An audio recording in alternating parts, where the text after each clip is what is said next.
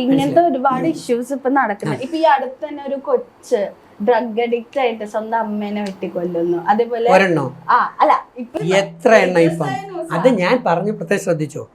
ഈ ഇപ്പോഴത്തെ സർക്കാരിന്റെ മുൻ 5 വർഷം വരെയും ഞാൻ കൗൺസിലിംഗ് ഷോ നടത്തിയിരുന്നു. അവരിപ്പോൾ തുടരെയാണല്ലോ 10ാമത്തെ വർഷത്തേക്ക് വന്നത്.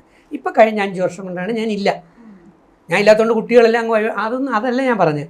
ഞാൻ എന്തുകൊണ്ടില്ല എന്ന് ചോദിച്ചാൽ 2019 എൻ്റെ അമ്മ പോയപ്പോൾ ഞാൻ ആകെ തളർന്നു. അപ്പോൾ അമ്മയുടെ ആഗ്രഹമായിരുന്നു താടി എടുക്കുക എന്ന് പറയുന്നത്.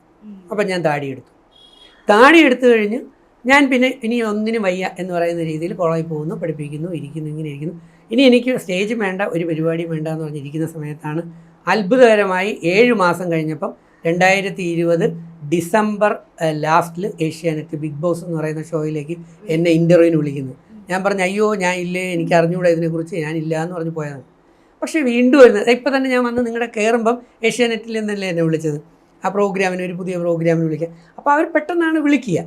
അപ്പോൾ 2020 ജനുവരി 3 ചെന്നൈ ബിഗ് ബോസ് ഹൗസിലേക്ക് കയറി ലാലേട്ടൻ്റെ മുമ്പിൽ നിന്ന് അനുഗ്രഹം വാങ്ങിച്ച് ആ വീട്ടിലേക്ക് എന്താണെന്ന് അറിഞ്ഞുകൂടാതെ കാല് വെച്ച് കയറിയത് മാത്രമേ എനിക്കറിയൂ. പിന്നെ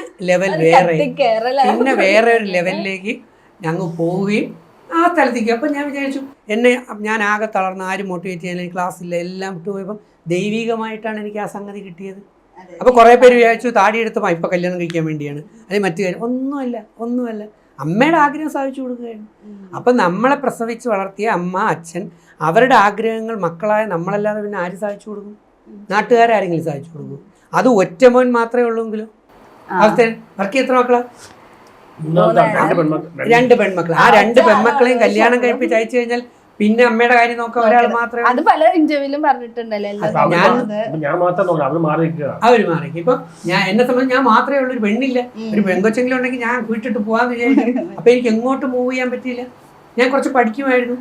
അമ്മയും അച്ഛനൊന്നും പഠിച്ചിട്ടില്ലെങ്കിലും എന്നെ കുട്ടിയിലെ പഠിക്കുന്ന സമയത്ത് കളിയാക്കിയതുകൊണ്ട് അതിന്റെ പവറിൽ പഠിച്ചുകൊണ്ട് ഇത്രയും ഡിഗ്രി എടുത്തത്. ഇതൊക്കെയാണ് സൂപ്പർ ജിംനി എന്ന് പറഞ്ഞ സിനിമയിൽ പറയുന്ന കഥ.